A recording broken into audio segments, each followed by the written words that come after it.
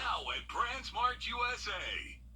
It's been a wet and chilly Sunday, and as we go into this upcoming week, we will see our temperatures fall drastically and those rain chances going back up by the end of the week. I'll have all the details on that coming up. Right now, how a Santa is bringing holiday cheer for those with sensitive sensory skills. And how one artist is paying tribute to the former First Lady Rosalind Carter as your news at 6 starts now. Live from Television Park, this is WJBF News Channel 6 at 6. Good evening, I'm Bria Smith. Thanks for joining us here on News Channel 6 at 6. Renetta is off today. Coverage you can count on begins with an officer-involved shooting in Aiken County. Reports say around 1 this morning, deputies responded to a 911 call due to a person showing up armed in front of the caller's home on Depot Avenue, northeast of Sally, South Carolina. Deputies searched the area where they found the suspect walking with a shotgun. Authorities asked the suspect to put down the weapon, but refused. After negotiations, the man reached for another weapon in his waistband and was struck with a beanbag round. The suspect then fired at deputies and was hit by returned gunfire. Deputies gave aid until EMS arrived, and the suspect was taken to the hospital for his injuries. No deputies were injured in this incident, and SLED is handling the investigation. 17 more hostages held. For a quick look at our weather with meteorologist Jenna Petracci. Jenna, it's been a cold and rainy. That's exactly right. We're still seeing a lot of green on Live Viper 6, but as we go into the next several hours, we'll start to see that rain move further off towards the east. And for our Monday, no chance of rain. But in the meantime, here's a live look at Live Viper 6. All of this is very light rain. Nothing that's too much of a nuisance here. Nothing heavy and no thunderstorms. Here's a closer look around town. The entire metro covered with rain. However, this is pushing off towards the east now pretty quickly. So areas such as Hepzibah and southern Richmond County starting to see some of that clearing. Same situation in Grovetown, but still all around Bobby Jones and I-20. Actually, there's the latest scan. Just as I was talking about all of that activity starting to push off towards the east, further into South Carolina. Here's the 24-hour rainfall totals. Definitely nothing too impressive. All of us under around a half an inch. Notice those amounts around a quarter of an inch from Sparta down to Swainsboro, also over into Scrubbing County. But for Augusta, Aiken, right at 0.14 inches for today. Very wet outside, though. Here's a live look in at our Terry Lambert Hyundai Skyview cam outside the station. A very cloudy day with the cold temperatures. We started out the day at 36 degrees, only made it to a high of 45. That is over 20 degrees below our average high for this time of the year. And right now we're sitting in the low 40s. Really not expecting these temperatures to change over the next few hours. Our lows tonight will be around 38, 39 degrees. So that's what you can expect when headed out the door tomorrow morning. We have this low pressure to our south, high pressure to the north. That's what creates the wedge effect, causing the rain, the clouds, and the cooler temperatures. Now for the rest of our evening, as I mentioned, right around that 42 to 43 degree mark. Until we go into the overnight hours, that's when we'll see the cooler temperatures and the clearing skies. So coming up, I'll have all the details on that, but back to you, Bria. A special group of kids got quite the holiday treat. Standing in line to see Santa Claus can be overwhelming for children with special needs. But today they did just that in a safe space. Graham Lee has the story. As the countdown to Christmas begins, the wait is over for these kids to have a special moment with St. Nick. Providing an opportunity for kids to feel safe and welcome and treated with respect. Every kid wants that. That safe environment is exactly what was on hand Sunday. Close to 40 families with special needs children got to meet Santa in a space with no bright lights or music, making a comfortable experience for everyone. So Mrs. Claus and I decided last year to come here and meet with some of those families that maybe can't handle a big experience where you have to wait in line with bright lights and sounds and smells. And it was just wonderful. To accommodate the children, the sensory staff provides beanbag chairs, plenty of toys to play with, and even a place to write Santa Claus a letter. It's something that couldn't make Mrs. Claus any happier. For them to come and be understood and loved and not told no, they can play with anything in the room. It's quiet, it's safe, and we accept them. And they come with their parents who are quite tired, and we just want them to know that they are loved. But for the most jolly couple in the world, They say it's all about providing an experience for these kids that will last a lifetime. This is important to me. And Mrs. Claus, we're getting more out of it probably than the kids. To spread love at Christmas, that's good stuff. In Martinez, Graham Lee, WJBF, News Channel 6. It marks 1 week since former First Lady Rosalind Carter died at her home in Plains, Georgia. But one artist is paying tribute to the Carters in a way very unique through a project called Earthworks.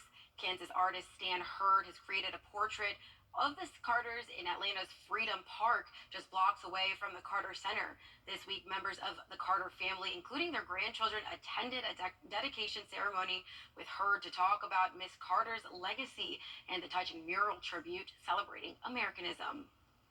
So I am so very honored that they showed up. They came and just gave me hugs and said this meeting is so meaningful to our family. And I'm just like, it's pretty amazing. Pretty amazing. Hurd says he completed 50 art projects around the world, and in Atlanta, this is the third one. And on Monday, a wreath-laying ceremony will be held at Georgia Southwestern State University, and Carter's body will lie in response at the Jimmy Carter Presidential Library and Museum. Tuesday, her body will leave Atlanta for her home of Plains, Georgia. Wednesday, a private funeral ceremony will be held in Plains.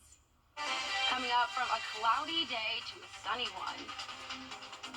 Jenna will have more on our weather after the break. Stay tuned.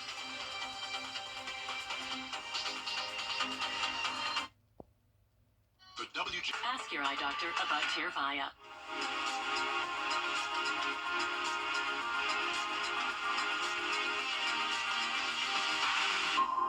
Yeah, it's real. Get spotted with an SRP Spotted sticker and get $100. That's right, it's that easy. Get your SRP Spotted sticker or magnet from any SRP location and you could be spotted and win $100. Follow us on Facebook for even more chances to win with Spot Me SRP. Good things are happening at SRP. Now, your most accurate forecast with WJBF Live Viper 6. Definitely a good night to stay inside as we have some pretty chilly temperatures along with the scattered light rainfall. That's what we're seeing now on Live Viper 6. Anywhere from McCormick County down to, say, Hancock County, that's where we are drying out, though. The rain is pushing off towards the northeast, but decent amount of rain still across the CSRA. The metro dealing with some of that. Martinez over into Grovetown down to Hepzibah, but a little bit of breaks here and there, and this will continue to become more spotty as it pushes off out of our area, but it is very wet outside. Here's a live look at our Terry Lambert Hyundai Skyview cam at Washington Road. Can certainly see all the raindrops on our camera lens.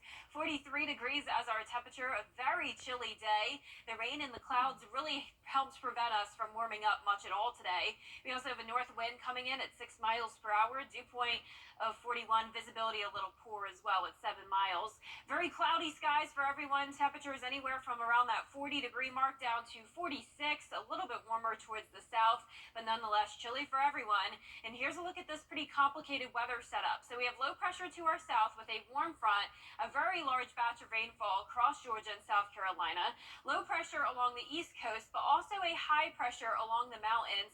And when we have this setup, this is a wedge setup, and that's when the high pressure is bringing in that clockwise flow of winds, low pressure bringing in the counterclockwise flow, and the combination of that causes some very cloudy skies, the rain, and the cool temperatures. Now tomorrow morning, starting out in those upper 30s with some patchy fog possible, but mostly sunny skies by the late morning and afternoon. We'll make it into those mid-50s to low 60s as our highs, with no chance of rain tomorrow or all the way through Thursday. But we do bring in another chance of rain on Friday, just in time for the weekend. So it will be another damp, cloudy, and pretty cool weekend as well. Now the main story this week, though, is definitely the low temperatures dropping big time. So we will have freezing mornings Tuesday, Wednesday, and Thursday. But I want you to pay attention to Wednesday, as our low will be 25 degrees. That'll be the coldest morning we've had so far this season, and that could potentially be a hard freeze if those temperatures stay below the 30-degree mark for long enough. So definitely time to remember those 4 Ps. Any plants that did not already freeze over the past few weeks, they'll definitely freeze with temperatures as cold as 25 degrees. So definitely something to keep in mind. Bring any potted plants in you can, or cover any crops outside. Here's our future cast tonight, though. The light rain continues until around 11 o'clock tonight. Also, the clouds and some fog sticking around. Then we'll see that gradual clearing, though, as we go through our Monday. Cold front comes through, high pressure takes back over, and we'll have plenty of sunshine throughout the beginning of the work week. Just a little bit of cloud cover by Tuesday morning. But here's a look at that 10-day forecast now. Once again, our low temperatures are plummeting down to 32 on Tuesday morning, 25 for your Wednesday morning. It will be nice and sunny, though. But as we go into Friday and through next weekend, the clouds come back, temperatures warm up, but we will have that rain again, unfortunately, for the weekend. Thanks, Jenna. I appreciate that. Coming up, we are celebrating the 70th anniversary of WJBF. We'll take a look at the historic beginnings of the station after the break. The 10-day forecast on The real winners are always our students. After all, education is our middle name. Celebrating a huge milestone, 70 years on air. On November 26, 1953, Thanksgiving Day, WJBF signed on for the very first time. For 7 decades, we brought you the area's most accurate news and quality programming. Kim Vickers has more on our station's history. Television grew much more rapidly than most of us thought it would. John Brooks Elam Jr., or JB, was born in Virginia in 1918. He was raised on a tobacco farm by his maternal grandparents, who changed his last name to Fuqua. Mr. Fuqua was known to be a serious man, but Nelson Danish, who worked for WJBF for 30 years, says he had a wicked sense of humor, too. He kept going to all these meetings with all these executives, and they said, oh, let me show you pictures of my pride and joy, meaning, of course, family, grandchildren, whatever. So he asked me to do something, and I did. Take a picture of Pride furniture polish and Joy dish detergent. He says, let me show you my pride and joy. Danish says Mr. Fuqua got his start in radio. Eventually, he moved to Augusta and started WGAC Radio, then later WJBF Radio, which he named after himself. And at one time, I think he was considered the youngest radio engineer in the entire country. In 1950, Mr. Fuqua decided it was time to bring a TV station to Augusta. WJBF TV sent out its first broadcast signal at 11 a.m. on Thanksgiving Day in 1953. And we can't talk about the history of WJBF without talking about our weather department. Good Morning Augusta meteorologist John Lynn says that in the 50s and 60s, weather forecasters at WJBF would not predict the local weather themselves. You would rip and read the AP copy that would send out a forecast from Atlanta and or Columbia at that time. Back then, there were no computers or live radar, so the weather was presented in a very primitive fashion. And then they had little magnets that you could stick on the weather map or then even draw it. We would have to draw them. John tells me that as technology advanced, so did forecasters' access to huge amounts of weather data. The problem was, how did they get that information across on the air? So we took it upon our hands with the folks at SRS, and we got a brand new live radar here in the CSR. It was the only one that's ever been furbished here. So that changed the game pretty quickly. WJBF has a reputation for the most accurate forecasts and staying calm in the face of dangerous weather. Our former chief meteorologist, George Myers, helped build that reputation. And George Myers is a legend, not only here, but also in the broadcast industry and in the weather industry. Tim Miller replaced George when he retired nearly 4 years ago. He was an icon himself in Columbia, and he knew it would be hard, but he looked forward to the challenge. I figured what an opportunity that is to become chief and to be able to mold and guide a weather team and to be able to train young meteorologists. A big part of the reason WJBF is the #1 station in our market is our community outreach programs like Giving Your Best, Your Hometown, and Golden Apple.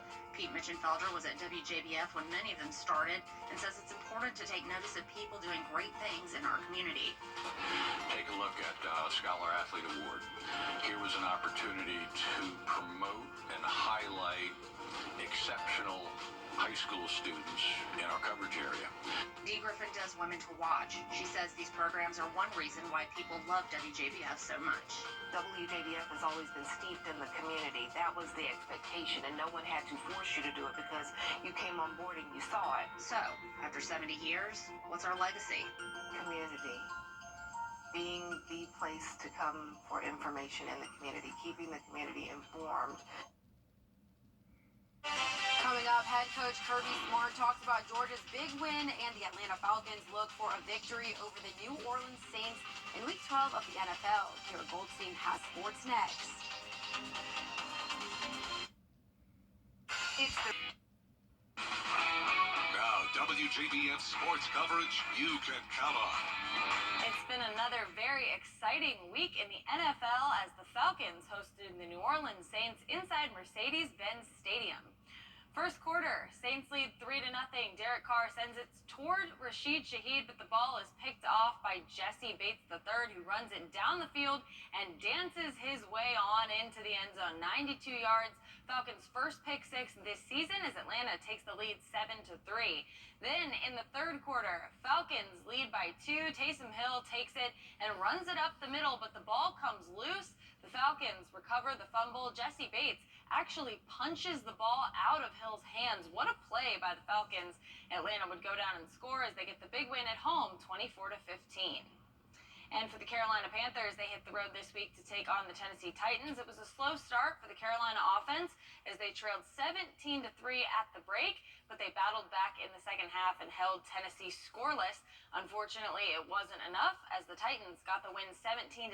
I'll have those highlights later on tonight on News Channel 6 at 11.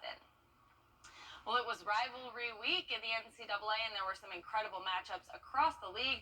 Starting with Georgia versus Georgia Tech, the Bulldogs looked to earn their 29th win in a row as they took on the Yellow Jackets, and boy, did they show up. Georgia got the win 31-23, and Carson Beck threw for 175 yards and a touchdown. Head coach Kirby Smart said he's so proud of the fight he saw from his team during one of the most different weeks in college football. But once again, our kids show up very resilient, tough. I mean, this game is not measured by stats and rushing yards and first downs. It's measured by heart. And you got to have a whole lot of heart to go out there and fight and play like our guys have done week after week after week. I mean, you see across the country in these rivalry games what happens. And I know better than anybody that it can go either way in these type games. Very emotional. Very different week in terms of Thanksgiving and everything going on. But I thought our offense played with a lot of consistency. We were able to run the ball really well and really physical up front. And the line of scrimmage won the game for us. Next up for the Bulldogs is the SEC Championship game on December 2nd, where they will take on the Alabama Crimson Tide. And finally, Clemson visited South Carolina for the Palmetto Bowl and got off to a very early lead. A scoop and score by Khalil Barnes put the Tigers up 7-0 within the first minute of the game. And Clemson didn't stop there as the defense really stepped up and held the Gamecocks to one score. Clemson got the big win 16-7 on the road, and the Tigers remain undefeated in November. That does it for sports. We'll be right back. I'm Mike Hostel. Tonight on ABC and stream on Hulu. Christmas season is here, and if you enjoy watching those warm and fuzzy Hallmark holiday movies, well, there might be a way you can get paid to watch them. The online flower subscription Bloomsy Box is paying one lucky person $2,000 to watch and rank 12 Hallmark holiday movies. The chosen candidate will also receive an ample supply of hot cocoa and 2 pairs of fuzzy socks. The rating criteria will include festivity factor, predictability, chemistry check, tearjerker test, and replay value. You can enter at Bloomsy Box's website by December 3rd. Oh, I would be so good at that. I used to watch Hallmark movies all the time as a kid and review them with my mom and go over all that kind of criteria back in the day. You gotta apply. You'd be amazing at it. I haven't watched one in years. They had me at hot cocoa and socks. Right? Yes, there that you sounds go. like a dream. I love Hallmark movies. Well, for our forecast this week, it's going to be great to stay inside and watch some movies as our temperatures will be getting very cold. We are going to see our temperatures plummet, especially at night and in the early mornings. We'll have a low of 32 degrees for Tuesday morning, 25 for Wednesday morning, our coldest temperature of the season. High temperatures only in the mid-50s, but we will get gradually warmer as the week goes on. We'll have more clouds moving in with the chance of rain Friday through next weekend. But with the warmer temperatures definitely comes the rainy and cloudy days. So you either get sunshine and freezing temperatures or you get the warmer temperatures and clouds and rain. I don't really know what's better.